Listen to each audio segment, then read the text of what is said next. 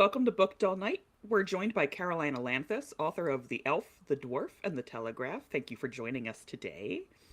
We are Glad to going be to, here. yeah, we're going to get started with just a little game just to kind of get us all loosey goosey. And this first game is called This or That. I'm just going to give you some pairs, and you're just going to pick one. You can explain if you want, you don't necessarily have to. Are you ready? Okay. Okay. First one is magic or technology. I don't know. That's magic. Magic. Yeah. Dragons or elves? Well, seeing as I'm writing this book, elves. Elves. Forests or mountains? How about forests on mountains? Forests or Ooh, mountains. We'll take it. We'll take I it. like that. The sword or the bow? Well, that's tough. I actually have both. I have a bow, so I would totally pick bow because it's my baby. But I have both. okay, we'll go with both. Prophecy or free will? I don't actually see those as incompatible. Oh. Ah, yes. Part of the free will leads to prophecy because we're trying to avoid it. Theories. I love Sort those. of. Yeah. Well, the thing is, if everything is predicted, then so is the mental process that is subjectively experienced as free will. The only time that free will is violated is if only part of what happens is predicted and then you feel constrained. Mm, But if everything is predicted, then there's no constraint. true facts. Yes. Ancient ruins or underground cities? Ancient ruins, they're more likely to have forests in them. Yes. Oh, I love that. Oh, that's like one of my favorite aesthetics is like the forest growing over things. Mm-hmm. So nice. A solitary hero or found family? Found family. A council of elders or a trickster god? Oh, that's rough. Um,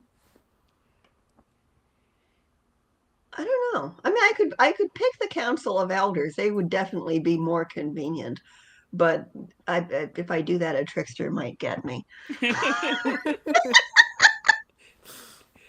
Ways to pick on the elder gods. Tell them I choose the council of elders over you. Well, what is this lightning coming down to hit me? I don't understand. And the last one is writing in silence or writing with music. The actual writing with silence. However, I compose to music. I mean, I compose my writing to music. Yeah, I just write it down later. I kind of do something similar. I have like playlists for different scenes because I'm trying to like envision it in my head and it just helps to have a soundtrack for it. Mm-hmm. Yeah. Well, then now we can get officially into the questions and everything. So, just to get us started for the official interview questions, can you tell us about the elf, the dwarf, and the telegraph and where we can find it? Yeah. Well, it's in two halves.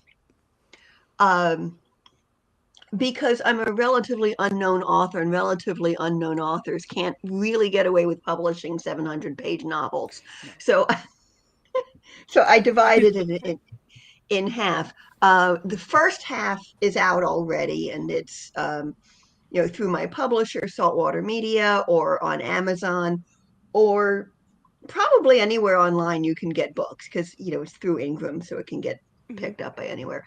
Uh, the second half, I'm hoping that'll come out later this year. Um, so yeah, The Elf, the Dwarf, and the Telegraph is a high fantasy. It's my first foray into an actual genre instead of making it up as I go along, and it's Ooh. still sort of a twisted fantasy in some ways. Well, welcome to genre fiction. Thank you. Uh, it's a high fantasy. It has a vaguely Roman setting instead of the more common Dark Ages type setting. It is about a civil war fought over environmental justice issues. Hmm. So, I mean, I can talk more about it if you want, but I'm sure I will, but that might work for a brief introduction. Yeah, that's a good brief introduction. And I know you've written other books, and Yeah. I know this is a little off script, but how long did it take you to write the 700-page book Yeah. versus your other books? Well, I'm still writing the second half. I'm I'm close to finishing, but I am still writing it. So I don't know how long it took me because it's still taking me. But actually, this has been the fastest book that I wrote. It was I wrote the first half in I think just under a year, and that included research. Yeah. Wow. Um, the first book that I wrote took I think it was 17 years. That sounds Oh about right. boy. Yeah. I didn't know what I was doing, and I just figured it out as I went along. So then each book has been faster. Not that speed is my goal, but I spend less time flailing about.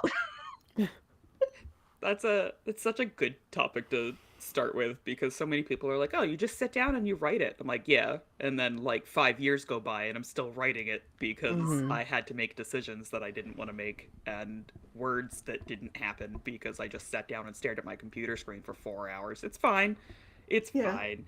And people also don't realize that even with fiction, you still have to do a lot of research. Yeah. Like, Yeah. you may know a lot about one topic, but there might be something in the book that, like, you just kind of need to research a little bit more. And then you go down like a rabbit hole and you're adding stuff to your books and you're researching more. So, yeah, people don't understand it's not just sit down and write, it's also a lot of research as well. And that Right. depends a lot on what kind of book you're writing, Mm-hmm. Mhm. and what kind of writer you are. This is actually why I couldn't decide between magic and technology because my view of both is a little different. I'm a science geek, Mhm. and so my approach to magic is science based, and my and science is very important to me. So for my first book, I spent yeah, that is set in that's not fantasy. It's science fiction where the science is human evolution, I guess. So I had to spend years reading about Australopithecines and ape behavior because it has to be right. Yes. So for each of my books, the it has to be right so far as is possible. Unless, I mean, if there's a fantasy element, I can just sort of I can do that, but it has to what can be right has to be right because Mm-hmm. that's the kind of writer that I am. Somebody else could just be like, "We, you will write whatever," and then that would take less research. But that's not how we do things. No, I'm similar, especially when I read science fiction. Like there'll be little things that just pop me right out because I'm like, that is incorrect. And I'll be like, listen, like I'm a science geek, but not a knowledgeable science geek. And so like if I'm like, that's not correct, then it is wildly incorrect, right? Because my knowledge is like surface level. But I'm the same way when I write, even when I write fantasy. I'm like, well, how does the sun actually revolve around the earth and how does the moon affect the tides? Because I want to add a second moon. And if I'm going to do that, then it's also going to affect the tide. And I want to know exactly how it's going to affect the tide and not just be like, it's magic and it doesn't, you know? And then, you know, a month later, I'm still not an expert on how all that works. And work hasn't gotten done. As Katie says, you just go down the rabbit hole and then suddenly you're researching the Titanic and it's got nothing to do with what you were writing.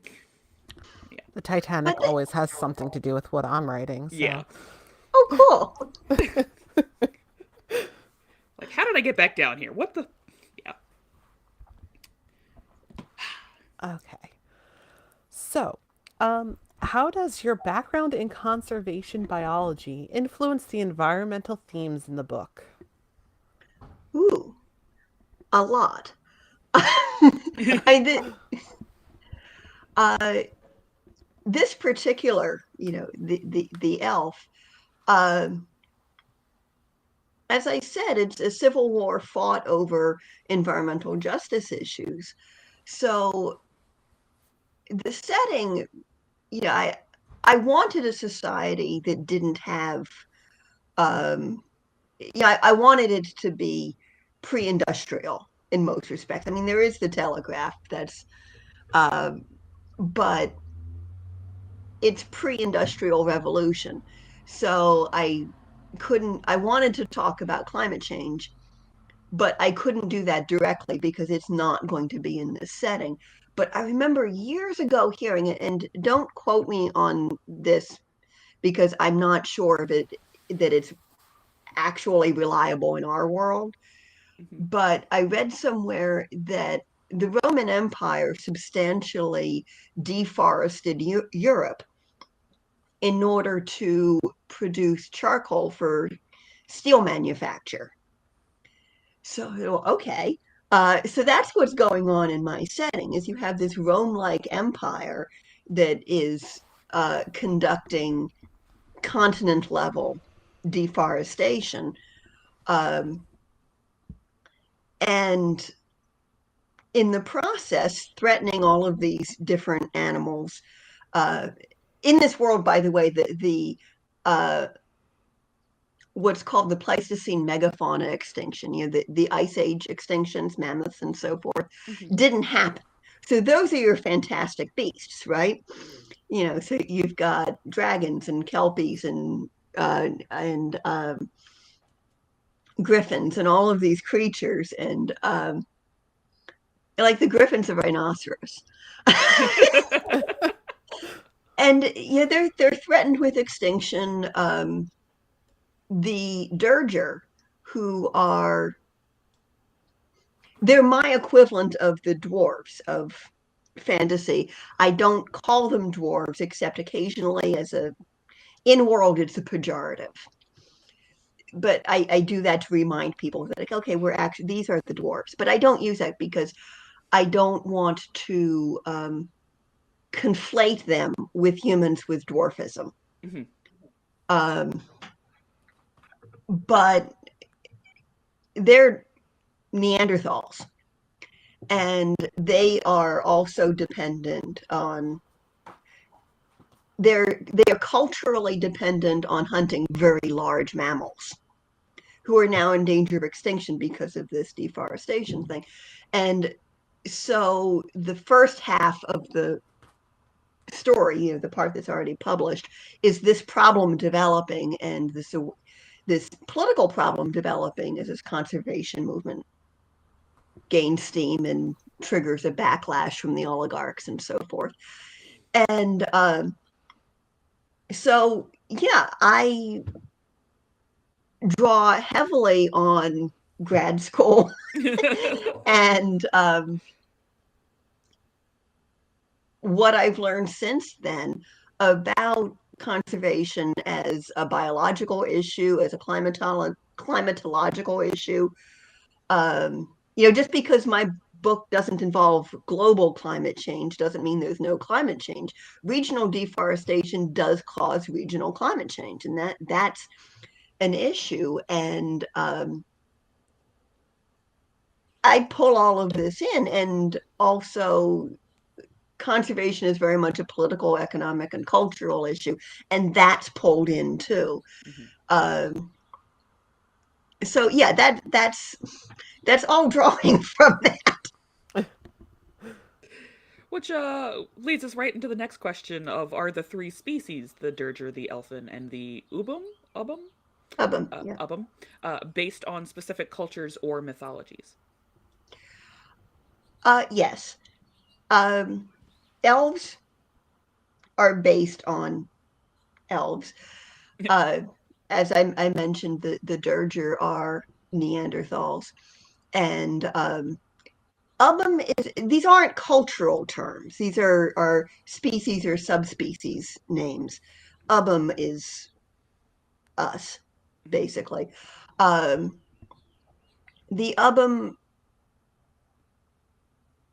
there are multiple Ubum cultures, and they are based very loosely on some real and quasi-historical cultures, but it's very loose. Like, I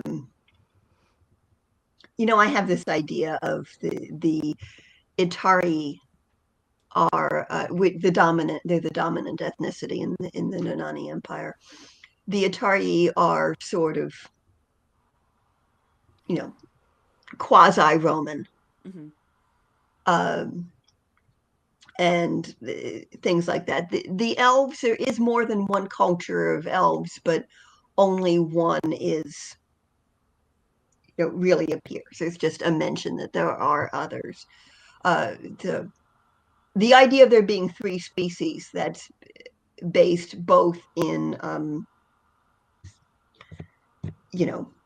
fantasy tropes and in the idea of there being three human species at the same time in Eurasia. Mm-hmm. During the Ice Age. The third in our world was the Denisovans. And the elves are not based on Denisovans, but the fact of there being this third human species is part of what led to my elves. Okay. The book, excuse me. The book juxtaposes. Oh my goodness. The book juxtaposes. I cannot say that word. Juxtaposes. Juxtaposes. I could say that word before today, but not today. Say it again, I'm sure. The book nope. Puts together. Juxtaposes. The book juxtaposes ancient myths with modern elements like the Telegraph. What inspired this blend?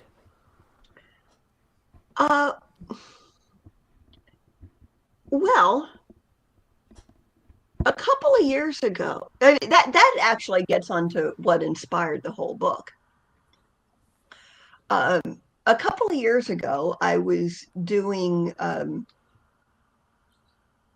home care for my in-laws. Both my mother-in-law and my father-in-law, their health crashed and they ceased being independent at the same time. Oof. Which was not how we thought it would go. And so my husband and I spent a couple of years alternating shifts with a paid caregiver. And then the three of us my husband and I would see each other occasionally. It was really hard.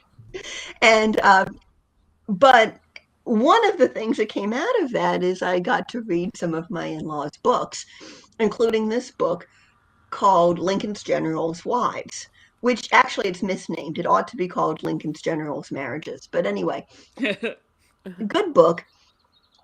And that is how I found out about the incredible vivid coolness of William Tecumseh Sherman,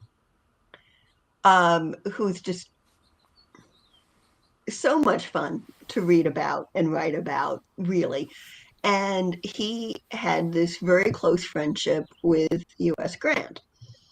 And I thought, I want to write about that. I want to write about that friendship, not about them specifically. I don't want to. Yeah. I don't want to do a historical novel exactly, but I want to draw from that. So now I need to read everything there is about both of them. And then Abraham Lincoln got pulled in somewhere. So anyway, so there was like a week or two when I was just throwing things at this idea, like, okay, it'll be a high fantasy and it'll have a vaguely Roman setting and it'll do this and it'll do that and it'll do this other thing. And Grace O'Malley should be in there. And Donald Trump, maybe. No, forget I said that.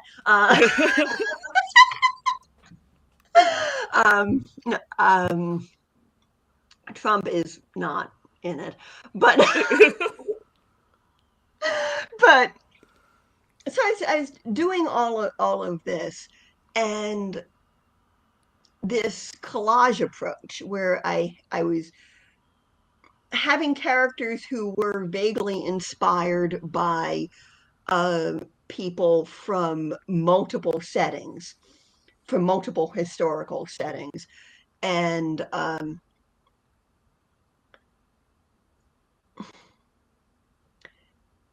that created a setting Mm-hmm. that pulled from multiple settings. Um, I can't remember the specifics of why I decided to put in the Telegraph specifically.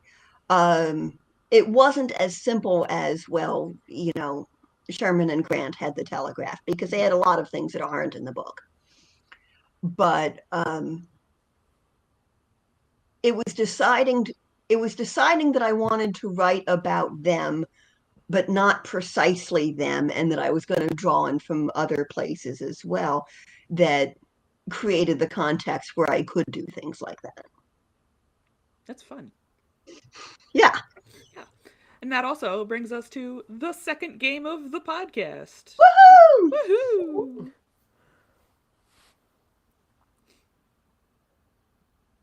And back.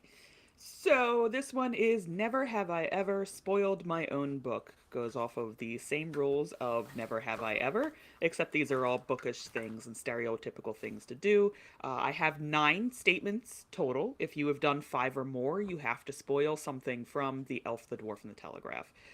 I am not above putting things in there, like never have I ever written a book called The Elf, the Dwarf, and the Telegraph. This game is incredibly petty for me. Do you have any questions before we go on? Yeah. Are these spoilers just sort of random spoilers, or are they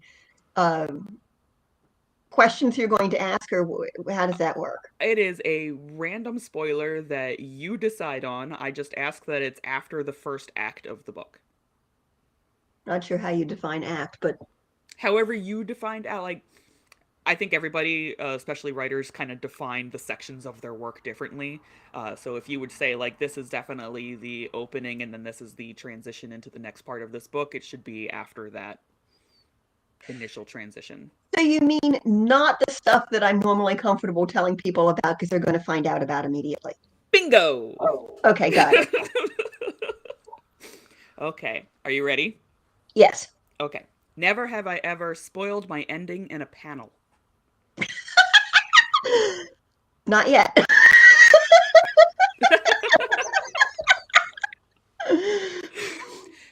Never have I ever posted a spoiler on social media without a warning.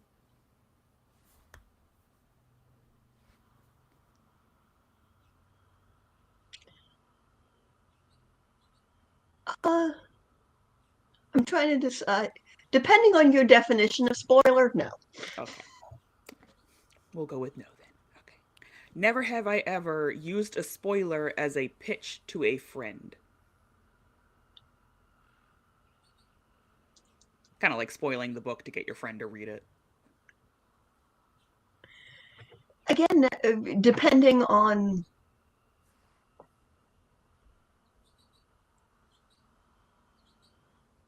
I don't think I've done that. Okay. Never have I ever spoiled a plot twist by accident during an interview.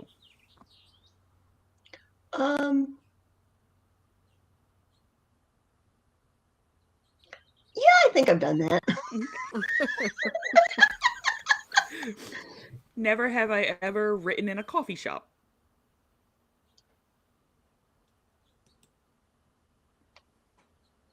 I've definitely written in a coffee shop. I'm not sure if I've written fiction, but I've definitely written in a coffee shop. Okay. Never have I ever lost a bookmark.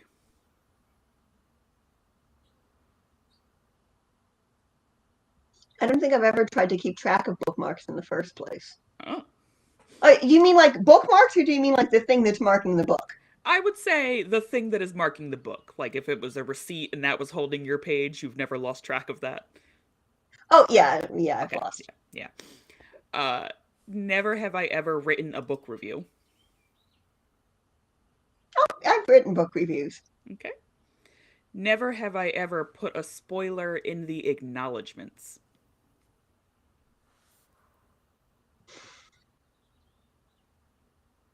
No. No. And never have I ever spoiled my book to someone who hadn't read it yet.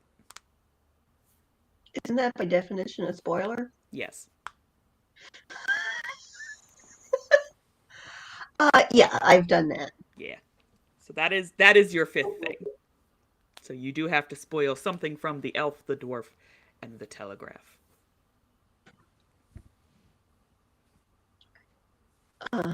I'm trying to think. I mean, it's.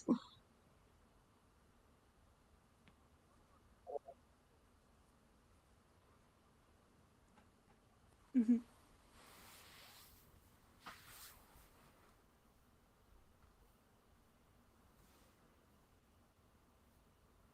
Well, the silliest thing is actually in the second half. But my two protagonists do shut down a play by heckling. So they are Statler and Waldorf. I got it. Solid. It's sort of like more fun. They this is actually something that Sherman and Grant did. Yeah, they go to watch this play, and Sherman was a bookworm, and he was also a major enthusiast of the theater. And they went to go see Hamlet together. And I forget what city they were in at the time, but it was during the war, and it was a city that was full of their soldiers. They went to go see this, and it was a really bad production. So Sherman started heckling them, and there were soldiers of theirs in the audience, and they recognized him and started cheering Sherman on. And I don't know what Grant was doing, but I think he was probably laughing his ass off. Can I say that? Yeah. Yeah, absolutely. Yeah. Okay, he's laughing his ass off. And they ended up not being able to finish the play because the heckling was so bad, and the two generals had to hightail it. So I tell a version of that story with two of my two protagonists, and yeah, in only in my version, the actors get frustrated and give up, and say, okay, what do you want us to do? So Gwen, my character, says, I don't know, as long as you do it well. And so they sing show tunes instead. And this is one of those things where it would be really nice if I could make a movie, if I had the wherewithal to make a movie out of my book, because if I did, then I could have a soundtrack.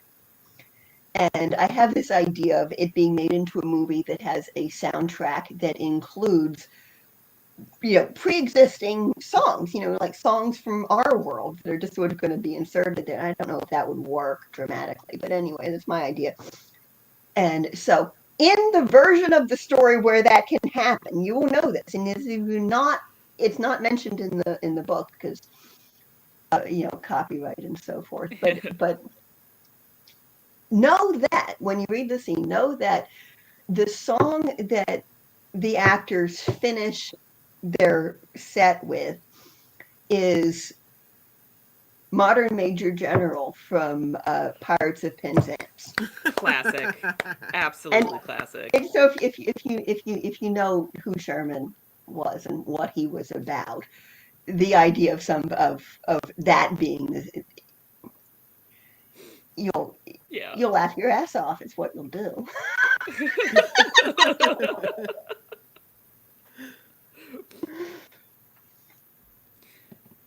And back to our questions. Okay, so what does a typical writing day look like for you? Well, almost all days are writing days. Writing is my default activity.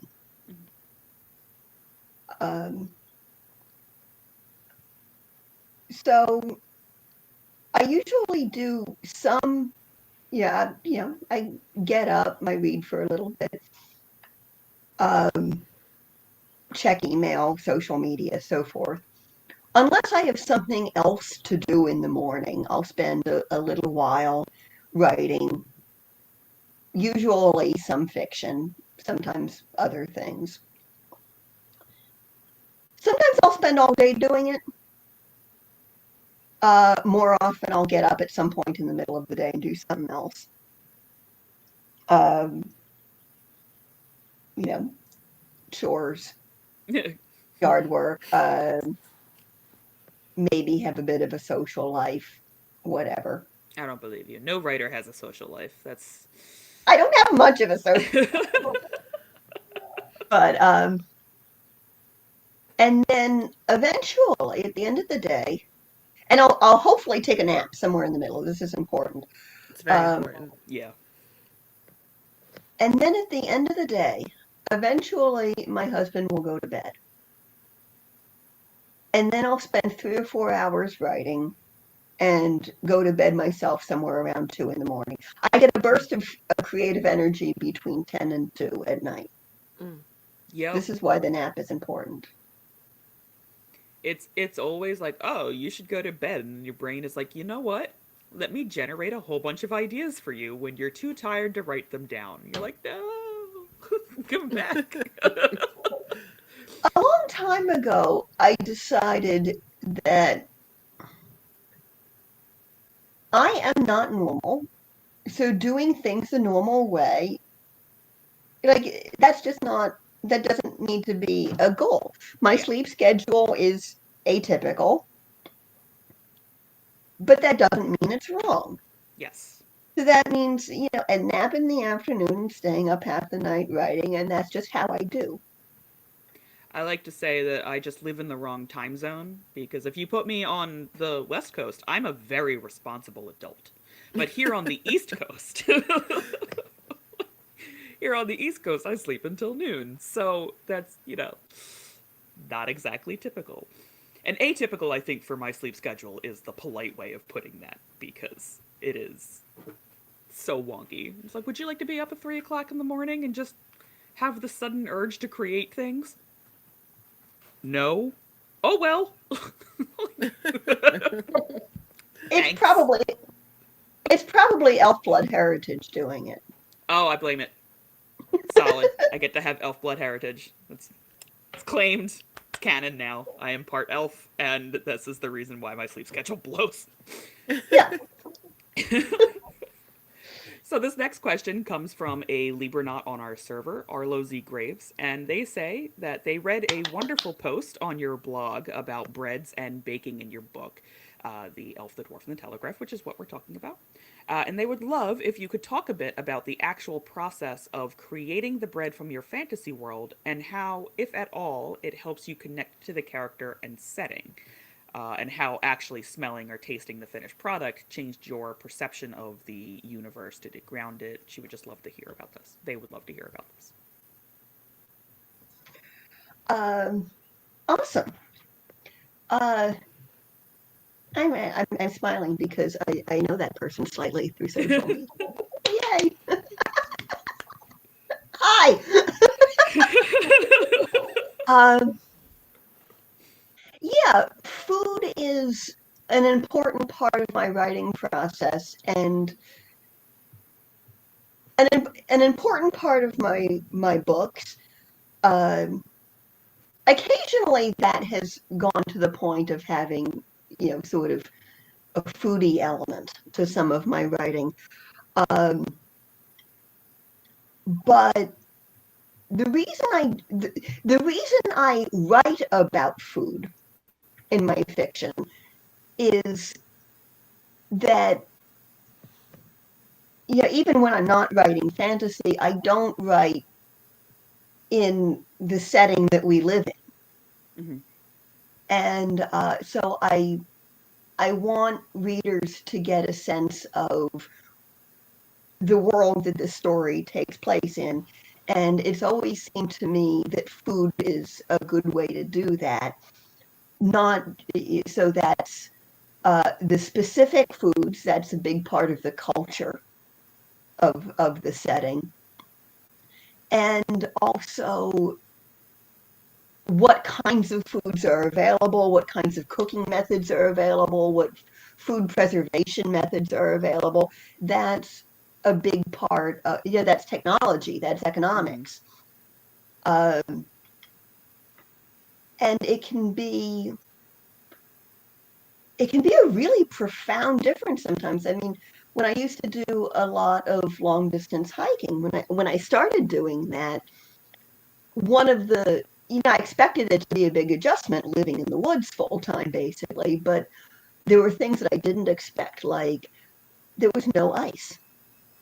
My whole life, if I wanted ice, wanted ice in my drink, wanted ice to like suck on or whatever, Yeah. if I hurt myself and wanted to put ice on it, you just go to the freezer and you get ice. And then all of a sudden there was no ice. There just wasn't any.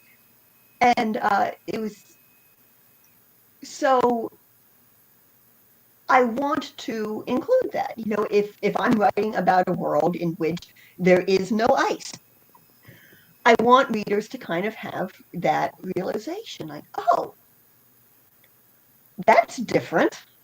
It's different than the world I'm used to. They don't have ice or whatever it is. So I want letting readers basically taste what the world is a way to accomplish a lot of description of the world without doing an info dump. And also it helps me to kind of more emotionally connect with the world and the characters. If I'm eating what they eat or something like what they eat, and oh, how's that work? And practical elements of that, like, oh, this kind of flatbread, if you put stew in it, like the characters did in this one scene, it drips out the bottom. How are we going to deal with that? But yeah, there's a couple of different kinds of bread that are mentioned in the story. There's flatbread, there's wheat bannock. When I decided I was going to include wheat bannock, I had no idea what that meant. I'd read about bannock, and it's like, oh, okay, well, I'd heard about it being made out of barley. It's like, well, no, there isn't really barley over in this part of this world. They have wheat, so it's wheat bannock, yay, whatever that is. Okay, so I have to figure out what that means. And so I looked up bannock on the internet and found out that it is, it can basically be anything as long as it isn't yeast risen. You can make it out of pretty much anything, and it's a sort of loaf that is cooked on a hot rock or griddle or something like that. And there's modern versions of it. And so how am I going to, bannock can be unleavened. Modern bannocks are leavened with baking soda. Well, you don't have baking soda in the scene, so how are you going to do this? Trying to figure out, okay, well, how do you do chemical leavening when you can't go to the store and get baking soda because it hasn't been invented yet? And what are we going to do? And I thought, well, beer bread is a thing. Could you leaven bread with beer instead of just using it as a flavoring? So, okay. So I don't drink beer, but my husband does. So I say, hey, can I have a can of beer? Okay, can of beer. So I looked up this recipe for beer bread. So, okay, so I'll make it according to the recipe, and then I will make it without the baking soda, just with the beer. So I made this, and I made this loaf, and it was really good. Yeah, even with just the beer as leavening. And so now for that scene, I know what wheat bannock tastes like because I made it. And it's a subtle thing. Like I can't point to any one like line that so I wrote this line because I know what it tastes like. But it kind of helps. That's good.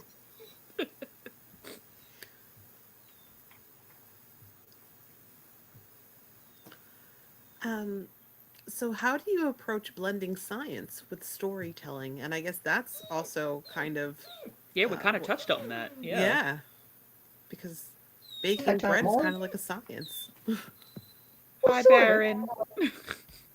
Uh, this gets into a lot of the way that a lot of people perceive science is, I'm reluctant to say wrong, but wrong. I mean, it's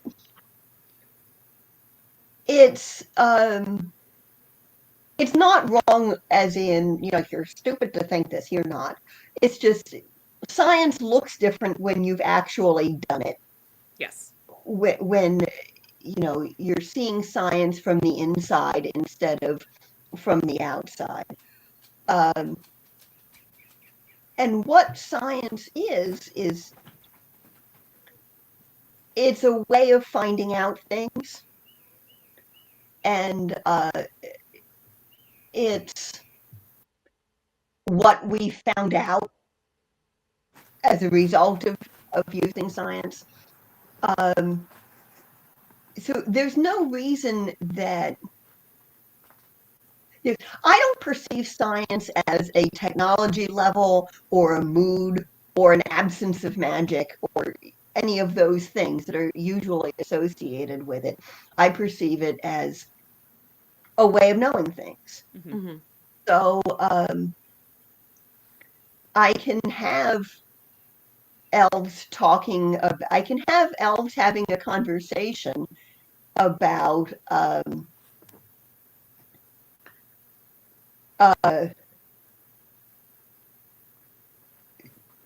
how and why rainfall levels change when forests are cut.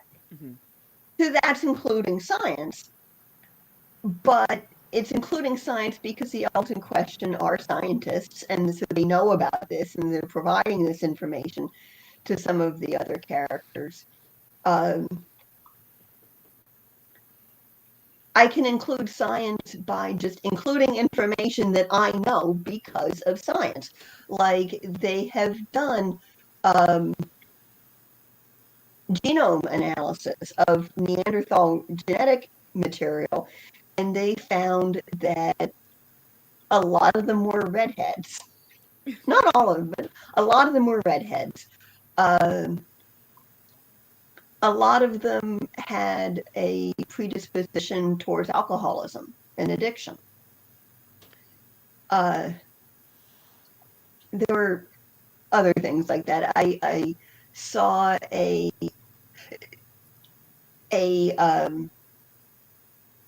video on YouTube that was explaining that somebody had built a model of the throat and voice box of Neanderthals and used some kind of computer thing to synthesize their voice and Oh, what I kinds saw of that.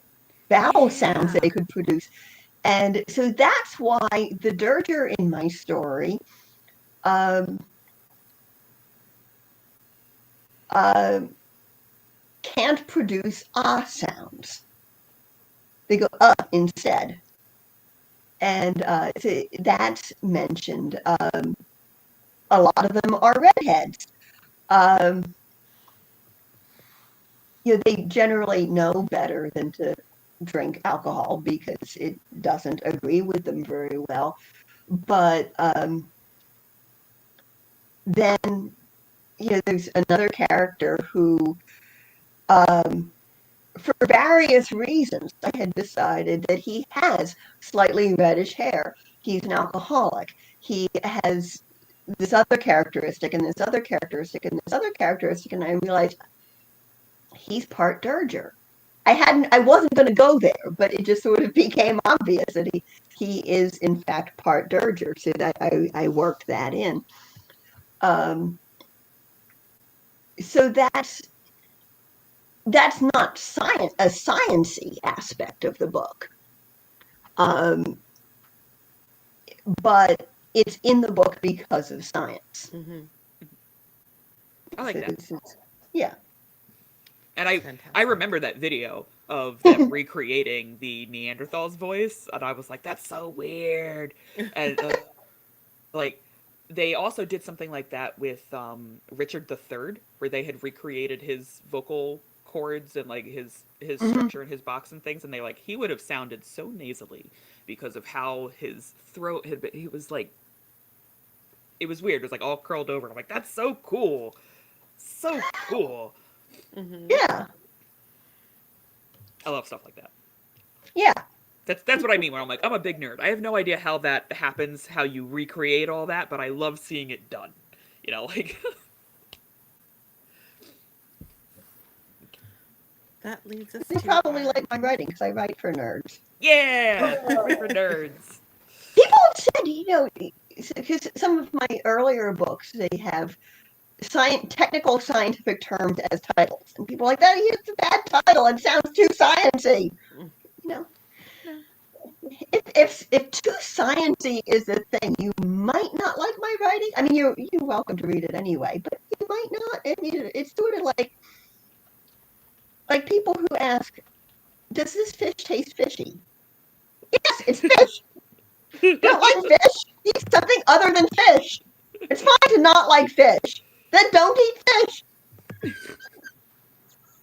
I want my books to sound sciencey. I write for nerds and geeks. I write for my people.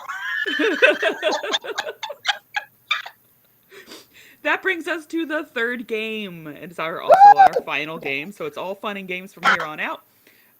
So this is a spelling bee. I redid some of the words in here because I found I could not pronounce a lot of the scientific terms, even with phonetics. So we went through, and I've got a bunch of fantasy and nature words for you. Uh, Traditional spelling bee rules, so you can ask for a definition, you can ask for an example. You have to spell it correctly, though. I probably won't, but okay. Yeah, nobody We'll knows. give it a shot. This is one of my favorites to play because nobody knows how to spell anything anymore. It's wonderful. So the first one is glade. Definition, please. A small open space in a forest. GLADE. Yes. The next one is chiaroscuro. Oh, hold on a second. Um,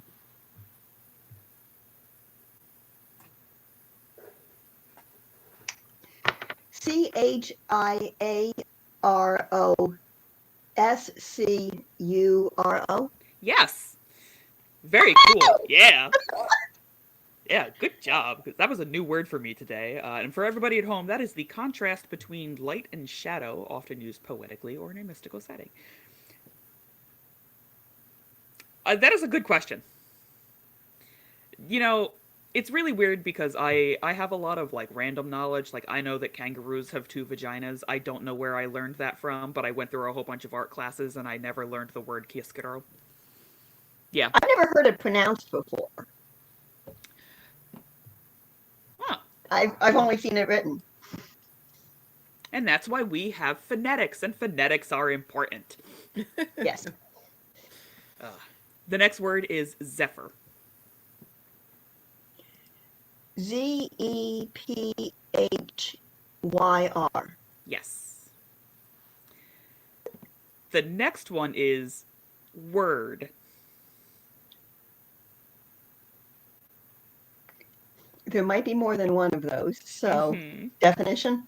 An old Anglo-Saxon word meaning fate or destiny, often used in fantasy lore. Oh, see, this is why I asked for a definition. WYR. ED or D? I'm going to go with D. Yes, it is just D. Wyrd. The next one is lichen.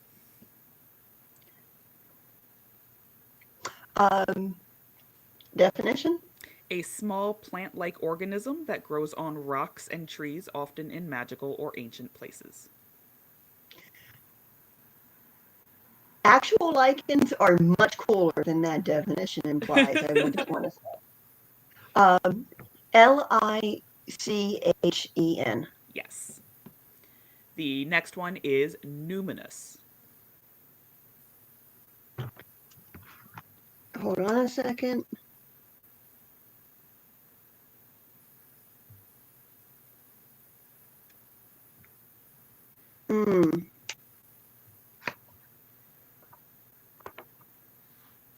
Okay, this one's tough, but I'm going to give it a shot. Okay.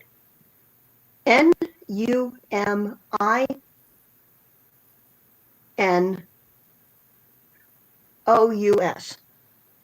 Yes. The next one is bramble. Bramble. Yes. Ether.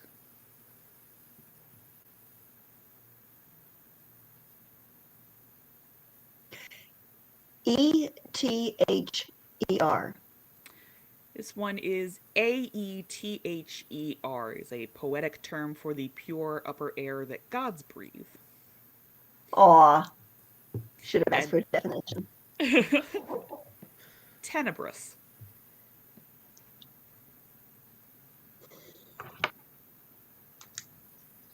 One second.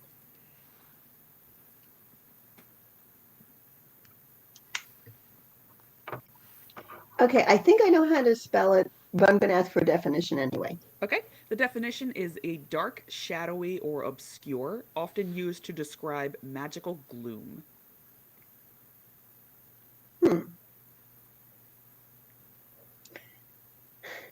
Tenebrous. Yes. And the last one is fey. Fae. Yes. I also would have accepted fey. It came up. I always use like a generator to get the words so that I'm not like obscuring them, and it came up and I was like, oh, that's so mean. There's like 100 different ways to spell fey. It's just like which brings us to our last section of questions. These are pretty silly questions. So, if you could talk to one tree species, which would you pick and what would you ask? Well, I can talk to anything I like. All right, if you could talk to them and they would talk back, which tree species? A whole species or an individual of a species? It just says tree species. Let's say one tree species. You could talk to any of the trees of that species of tree.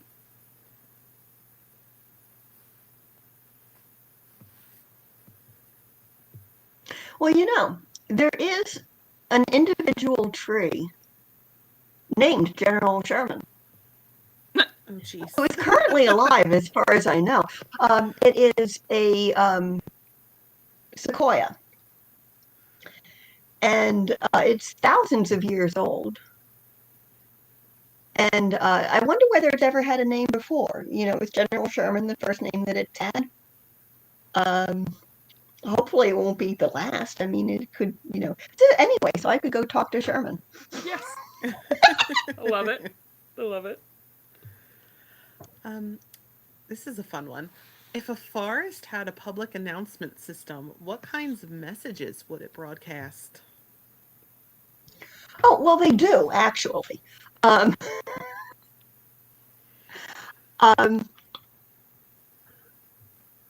Individual trees do, and they talk among themselves.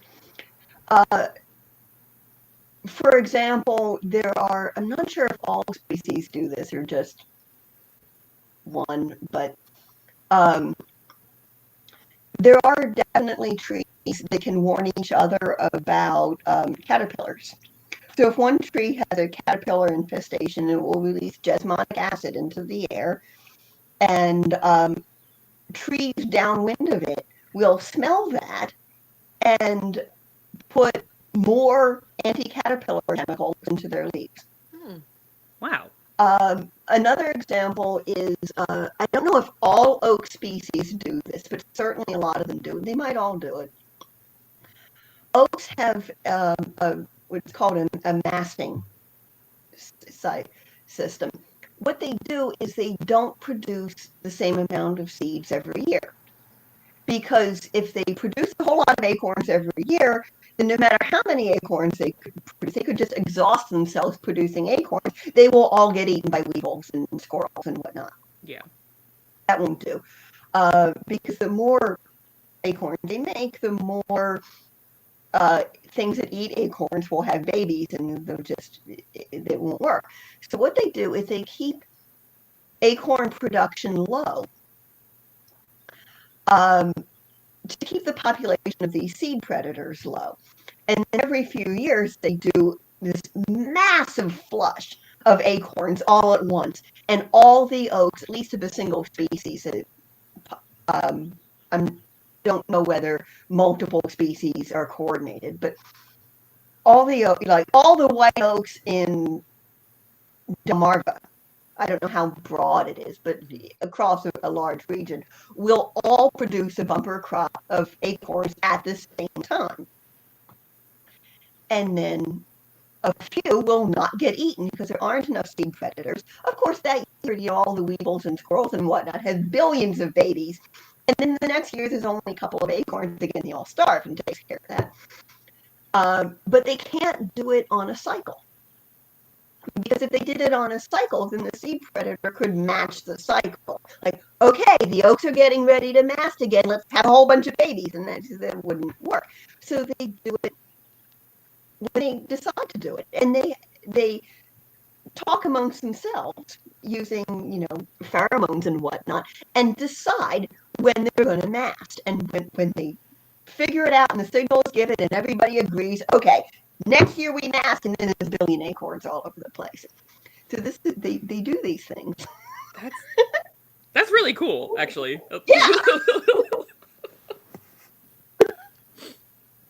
You learned something on Booked All Night. Every time you come here, welcome to Booked All Night, where we learn about the mating habits of oak trees. Yeah. So the last question in the section is, if you had to live in the world of your book but could only bring one real world item, what would you choose?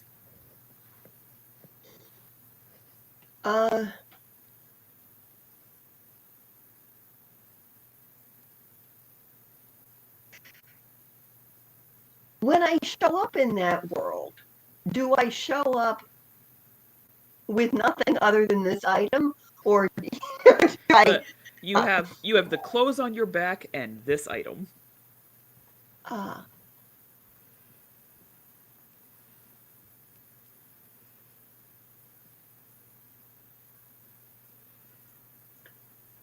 Let's see.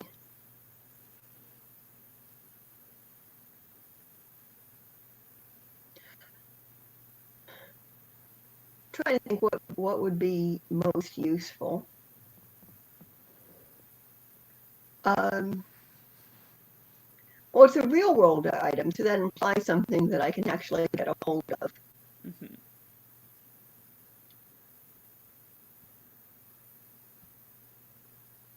A knife would be very useful. A knife.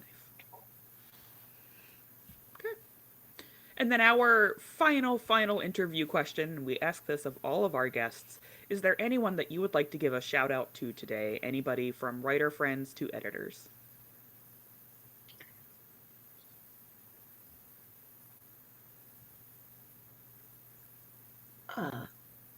There's just so many. Most of whom are probably not listening to this right now. Call them out. You should have been listening.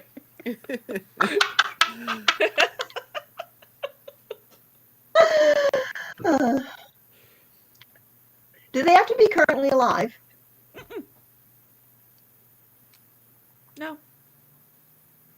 anybody. Huh.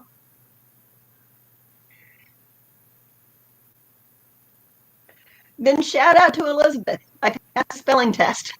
Yeah! All right, then. That is a wrap on this episode and this interview and this stream. So, thank you so much for joining us today. If you're watching the live or listening in the future, just know that you could have added your questions to this interview too. Every member on the Booked All Night Discord server can ask our guests a question, and we'll be hosting some more big giveaways in the future as we hit our little milestones. One of which is hitting 100 members on the Discord server. Visit bookedallnight.co today to join the server, shop our merch, and buy books from today's interview and more. Until next time, my little Libranauts, keep reading, keep those ideas in orbit, and we'll see you next time.